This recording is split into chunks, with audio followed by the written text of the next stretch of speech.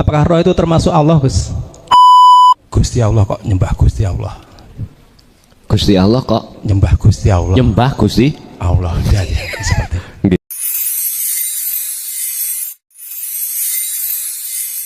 Assalamualaikum warahmatullahi wabarakatuh. Perkenalkan Gus, nama saya Iman Sukiman dari Tajem Maguwarjo. Saya pernah mengalami pada saat mau sholat maghrib. Namun sebelum sholat saya bertajali dulu. Setelah melaksanakan takbir, di hati saya itu tersenyum. Gusti Allah kok nyembah Gusti Allah. Gusti Allah kok Nyembah Gusti Allah. nyembah Gusti Allah. Ya, seperti itu. Oke, lanjut. Itu hanya sebentar saja Gus. Kemudian kami lanjutkan untuk melaksanakan sholat maghrib sampai selesai gitu. Demikian aja Gus yang kami tanyakan. Apakah itu yang dinamakan bertemu dengan Allah atau bagaimana? Terima kasih. Ada puji Allah terhadap dirinya sendiri. Qadim ala qadim. Memang Pak, seakan-akan koyo Gusti Allah nyembah Gusti Allah, tapi itu sebetulnya adalah sifat qadimnya Allah. Qadim nang qadimi dewi, pujinya nang pujinya sendiri. Dan ini memang sebagai sifat jaiznya Allah. Pertanyaannya, apakah di posisi itu salah satu tanda bertemu Allah? Ini pertanyaannya. Ketika saat sholat di situ, masa sih Gusti Allah nyembah Gusti Allah? Kalau jenengan iki masih ada dan terasa yang mengatakan masa sih si nyembah Allah itu Allah, manakala munculnya dari keakuan hati kita, maka belum. Tapi kalau munculnya itu bukan dari keakuan kita, maka itu ya, itulah yang disebut tajalli. Apa tajalli? Menetapkan semua itu keakuan keingsunani Gusti Allah. Mekaten. Nggih. Assalamualaikum warahmatullahi wabarakatuh. Waalaikumsalam warahmatullahi wabarakatuh. Kula badhe tanglet waktu kula salat niku nate berusaha untuk khusyuk. Padahal saya sendiri khusyuk itu belum dong seperti apa khusyuk itu. Dan saya berusaha untuk khusyuk dengan mengingat Allah, tapi kok kayaknya susah.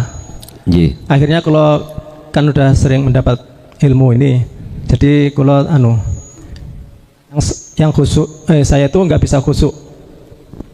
Orang saya itu makhluk, jangankan khusyuk, sholat pun saya sebenarnya nggak bisa. Maka saya tinggalkan tentang khusyuk itu, udah biarlah semuanya Allah. Pertanyaannya adalah, apakah itu termasuk nafsu saya meninggalkan mau khusyuk nggak jadi itu Gus. Terus yang kedua, tentang keterangan Gus Mukhlason tadi tentang roh dan Allah. Apakah roh itu termasuk Allah Gus? Dan cekal semantem. Wassalamualaikum warahmatullahi wabarakatuh. Waalaikumsalam warahmatullahi wabarakatuh. Kesadaran hati akan diri makhluk, yang diri makhluk itu tidak punya daya upaya untuk khusyuk, untuk melakukan apapun, sehingga jenengan tidak punya daya upaya untuk bisa melakukan sholat khusyuk, terus daya upaya meninggalkan untuk tidak khusyuk.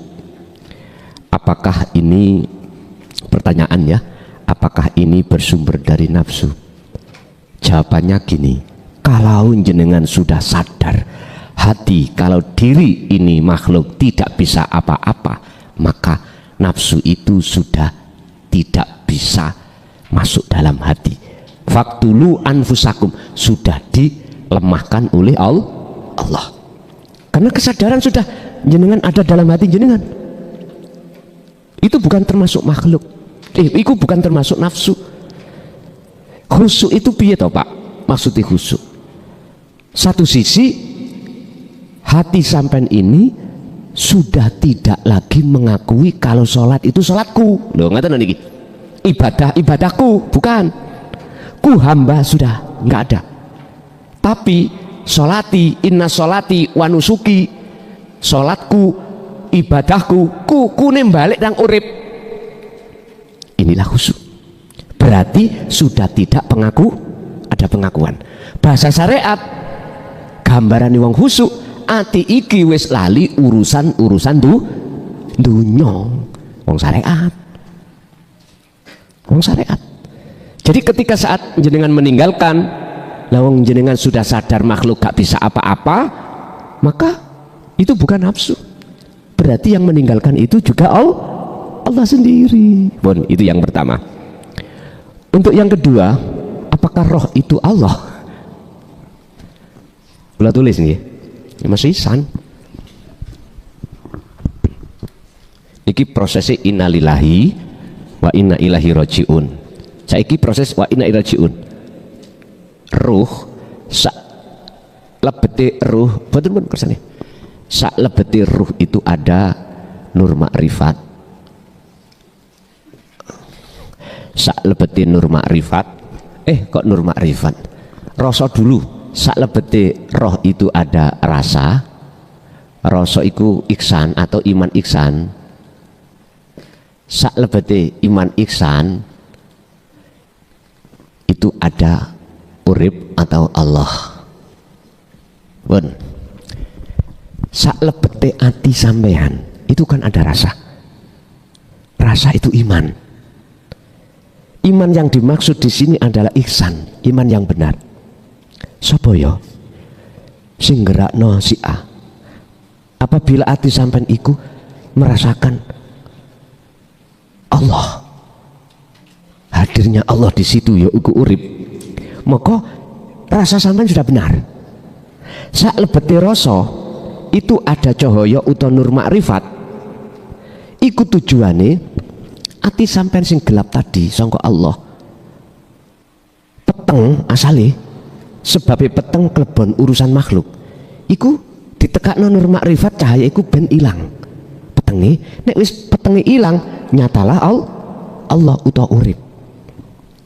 Sekarang inilah proses wa inna ilaihi rajiun iku nama rohfana, nama rasa juga fana, nama nur makrifat ya fana, nama Allah ya fana. Nama apa?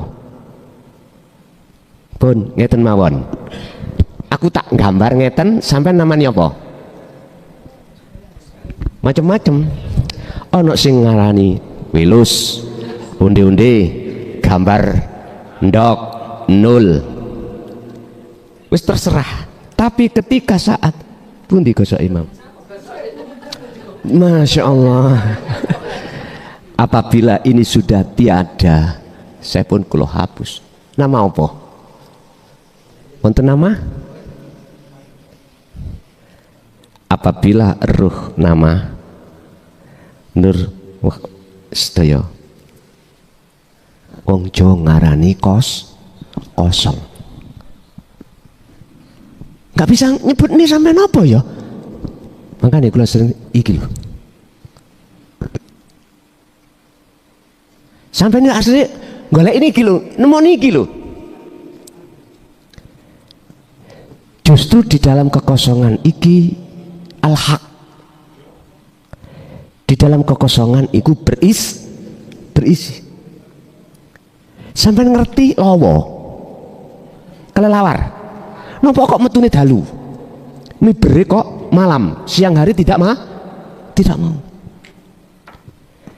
Karena didesain Allah mripate lawa niku mboten kados mripat jenengan. Lawa justru nek mlebu alam gelap iku padang. Nek mlebu alam sing penuh cahaya niku malah peteng. Beda toh mbek jenengan ya, kebalikane. Artinya apa? Ati sampean nek sik ana gambari makhluk peteng. Jangan gambari makhluk lho ya. Peteng. Isone ilang gambari makhluk sing metengno ati. Mohon maaf. Harus dikosongno. Iso kosong Gusti Allah nyalakno nur makrifat. Terus mungkin nek wis gelape ilang nyoto sejatine urip iku yaiku Allah Subhanahu wa taala. Nah, cara untuk kesitulah disebut uzlah kholwat dengan wirid zikir pun titik kuncine ilmu tauhid sing gak ono yang tidak ada ujungnya ya wonten mriku. gowelis nggih. Ngaji nggak ada habisnya. Kesimpulannya alamak lutik. Ya apa? Nek cara basa Mojokerto niku jeketek. Apa jeketek ya? Ya wis, ya lah mek ngene tok. Ngoten. Bapak Ibu, jadi roh itu nanti apakah iku Allah? Tak jawab. Tergantung jawab kula. Nek jawab kula belum memfanakan nama-nama makhluk. Kalau sudah fana semuanya bukan, yaiku al-haq. Jawabannya wonten surat napa? Surat Toha ayat 14. Innani anallah la ilaha illa ana fa'budni wa aqimis shalah li dzikri. Aku. Maksudnya Allah ya aku. Janganlah kau sembah namaku, sifatku, zatku, tapi sembahlah aku. Aku sopo? Yo aku sejatine urip mau. Iku akan nyata manakala cahaya makrifat sudah dinyalakan Allah dalam hati, dan cahaya akan menyala setelah jenengan iki membuka mata kolbun berupa dzikir tadi. Dzikir akan bisa jenengan lakukan setelah jenengan dipahamkan ilmu tentang dzikir tadi. Berarti ilmu tauhid itu mari ilmu praktek istiqomah baru nyala cahaya makrifat, baru nyoto wujude Gusti Allah. Disebut peteng nyun sewu menurut kelelawar itu adalah orang-orang yang sudah hatinya mengosongkan cahaya kudu hilang nanti. Lah cahaya yang dimaksud di sini adalah duniawiyah. Jadi makanya jenengan pun heran nek ono lowo kalau ada kelelawar keluar malam nggak ketabrak-tabrak, itu karena memang nggak ada penghalang. Miturut lowo. Nek menurut sampean justru peteng itu jadi penghalang. Wes niku ada di dalam surat An-Nur ayat 35. An-Nur ayat 35. Ya ibaratnya kayak lowo. Wis pengin dadi mata lawa apa mata menungso. Karepe jadilah mata lawa, sebab mata lawa itu akan nyoto wujud sejatine urip. Sampean semerap gedong biskup. Semerap nggih? Nek sakniki tasik wonten gedong biskup. Wingking jenengan mburi sempan niku wonten cendela cilik. Tempatnya proyektor. Di dalam proyektor itu ada kelis. Gambar-gambar kelis iku akan nyata di layar apabila di gedung iku lampune penonton dimateni kabeh, dipateni kabeh, baru ada cahaya yang menyentrong bersinar sampai ke layar. Ketika cahaya itu sampai ke layar, kok ya sing muncul gambar? Ayo, gambar tekondi ku. Gambar dari mana? Ternyata dari kelis yang ada di dalam proyektor. Artinya apa Pak? Ini gundul kula niki. Jakne ISIS ngoten lho. Masalahnya dulu sudah pernah rambut panjang sak bokong, saiki pun digundul mawon. Ngeten. Di dalam hati jenengan iku ada buku catatan takdir perilaku sampean kali kula. Di dalam lauhil mahfud, artinya hati sampean itu punya kehendak. Kehendak itulah kelis. Contoh jenengan wau di rumah punya karep kehendak mau ngaji. Oke, itu kelis. Dan kelis itu di dalam hati sampean atau dalam proyektor. Bisa nih gambar iki nyoto dadi takdir atau gambar ini di layar, maka perlu cahaya. Kalau gedung biskup, cahaya itu dihasilkan dari genset setrum yang digerakkan oleh minyak zaitun berupa solar, terserah sekarang penggeraknya itu berupa apa. Akhirnya dinamo ini mumet gitu, muncullah satu setrum, akhirnya setrum masuk di dalam proyektor, akhirnya proyektor itu membawa cahaya, yang cahaya itu membawa gambar di kelis tadi. Terus terjadilah di layar itu. Lah layar itu adalah takdir. Ketika hati sampean iki punya karep, Gusti Allah nggawa karep iku lewat cahayane, jenengan iki dituntun sampai tekan kene, dituntun Allah sampai di sini. Lah ketika sudah di sini, inilah nyatanya gambar sing wonten di hati jenengan. Berarti kekarepan buku catatan itu bisa diubah. Kekarepan kehendak jenengan bisa tidak ke sini, dirubah, entah dengan sebab jenengan tekan dalan ditelepon garwane, anakmu loro, mulai gak sido, berarti nang rumah sakit. Tapi kalau namanya takdir mboten saged. Kalau sudah di sini mungkin nggak bisa dirubah. Namanya takdir. Kalau kodok buku catatan ikut tasik diubah bisa. Lah yang bisa menganda sendiri, bahasa saya hanyalah Allah. Hidup yang ada pada diri Anda sendiri. Itulah Allah miturut pandangan saya, bukan memandang jenengan makhluk.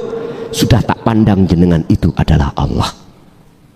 Yes. Jadi pertanyaan apakah ruh itu makhluk ataukah Allah, tinggal saya menjawab. Jikalau dari isi proses ya makhluk Pak, tapi kalau jenengan sudah di akhad, ya saya katakan wahwa al-haq, dia adalah al-haq. Al-haq itu kebenaran yang esa. Berarti sinten ilahukum ilahu wahid, itulah Tuhan yang maha esa. Kalau sudah di situ kan sudah nggak ada nama, hati susah aku nyebut. Tak sebut Allah iku berarti si ono sebutane, nek masih menyebut berarti belum sejatine. Wis ben gampang sejatine urip ing mungguh wong Islam disebut Allah Subhanahu wa ta'ala, tapi maksudnya bukan nama mekaten. Jadi betul roh itu sejatine asline itu adalah Allah. Nama roh itu epok-epok. Jikalau kita sudah di ahad, kalau belum tetap roh itu adalah makhluk mekaten.